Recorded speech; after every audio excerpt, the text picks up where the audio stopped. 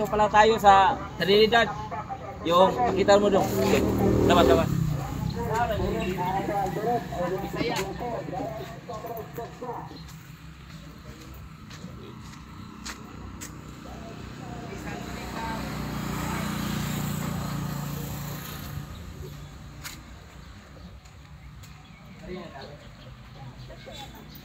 Ito pala si Madam, nandito nasa battery cage. Nakakulong Nakakulong, isa napakagandang Ayan. kulit. Taga Trinidad. Madam, uwan ako dito. Pumunta ako sa dito. Nakaabot mo dito, sir. Ano, Ano, Binasaya tao, nagtagalog. pwede Bisaya o Tagalog. Nakaabot ngayon sa iyang battery cage area. Or Okay. ano to? Parang mini breeding area ko. Dito ang mga gamay ko. Pero yung mga yung ibang lupa mo nasa taas? Nasa ibang Mga 100 hectares? No. Asindira na to. Half hectares. Magpasok. Sige, pasok tayo. Kita mo sa amin yung mga materialis ni Madam. So yan, dito may konti ako dito mga breeding na mga manok. So nandyan yung iba kong mga white kelso, golden boy sweater pullets, tapos meron tayong brood cocks, brood stugs na mga kelso and golden boy sweater raptors, meron din. Pero gamay lang dito dahil akong farm talaga nasa La Victoria, so dito yung daghan kong manok. So, Yung sa La Victoria. yung nandun talaga daghan kong mga manok na breeding. Pero dito sa Kauswagan, Trinidad, Bohol, dito man ang akong banana farm. So yung kinadak mga dalag. Yung 100 hectares or 50? 20 to 30 hectares. Puno man siya ng mga banana trees. Ganun pala. Pero ang mga manok dito sa kabila. Di ba ito yung mga nabili mo kang Idol Biboy at sa EAG?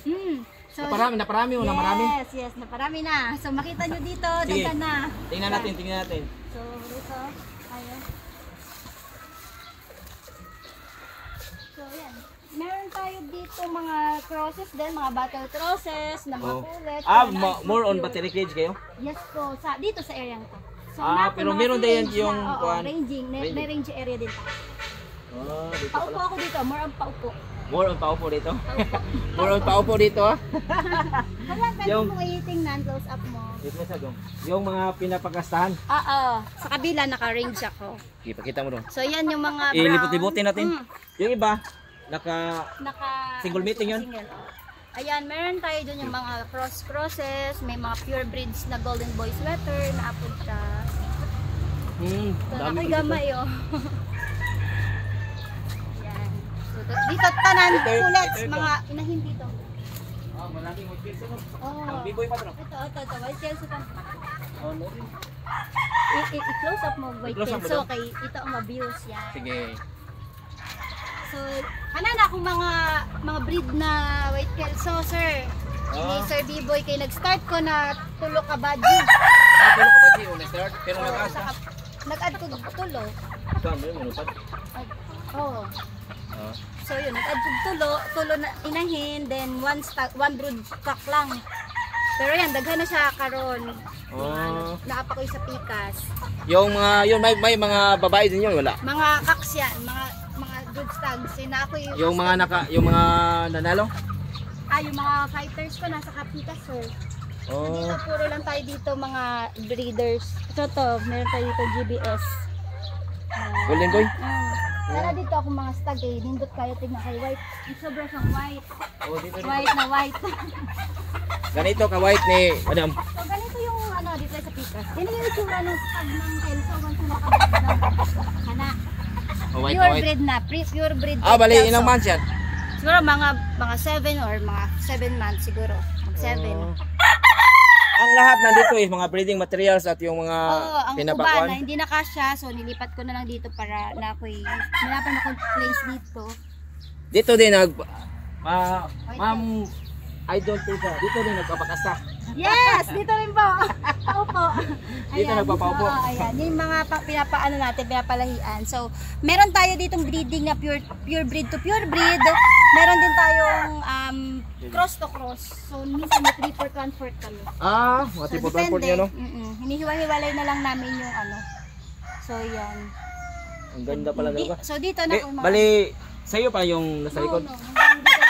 Ano yan nandyan? Ano siya, palayan sa baba. Yung may tent. Ito, ano yan, brooder. Andiyan yung mga sisiw. Diyan ko nilalagay after, pag medyo malaki na sila, nililipat ko na sa ridge. So, dito naka-breed. So, yan, yung mga ibang mga... Ganito yung design? Nilalagay ko sila dito para elevated dito init. Para hindi na ako mag-ilaw sa gawa. Mainit tong liso pagtanghali. Dito aking diyan ko binubutang pag ay mga ano. So ganyan lang yung design ko sa loob. So wala na siyang laman kasi tinransfer na sa farm yung mga sisiw ko na medyo lumaki na. Nagtagpo na ba? Mga ilang libo na ang sisiw mo? O ang mga pa mo ngayon? Konti pa. Hindi ba? Konti pa. Nagbili sila kasi nag-out ako ng process na sisiw. So yun yung binibenta ko na lucky 1,500 sa babae.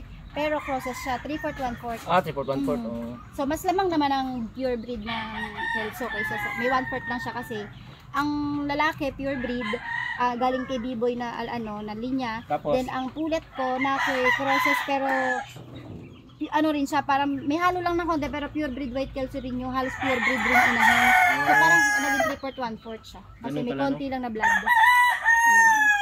Nearest to the pure na yun? Ito mga stags. Stag, oh. Mga stags, oh. Dito pala pina-hardening? Mga bag. Ano pa namin ko na rin mga gusto So, sa kalibo? Oo, puro na yan. Pure breed yan tanan. Pakita mo dong. Yan. Ang daming manok. Ang gaganda. Kagaya ng mayari. So yan hanggang likod. Yan, nandaan pa sa dulo. Mga...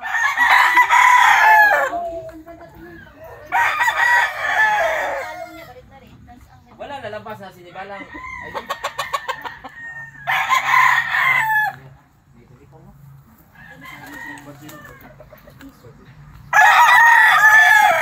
Ito yun dong.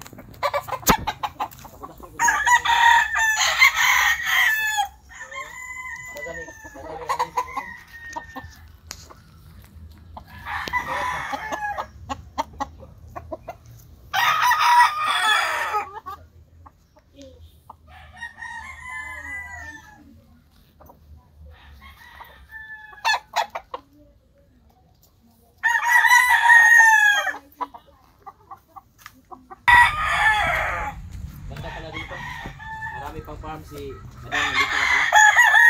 Saan ka magaguan? Doon raw, dito. Yung meeting mo.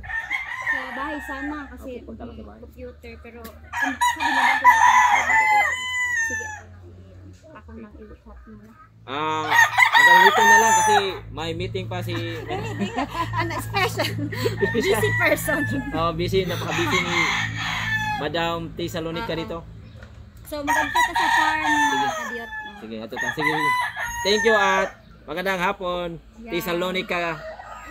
Siyempre, sino ba to? Si Sir Airwax Alarcon. Alcorcon. Alcorcon. Game farm with love. Love. Usap, game mo.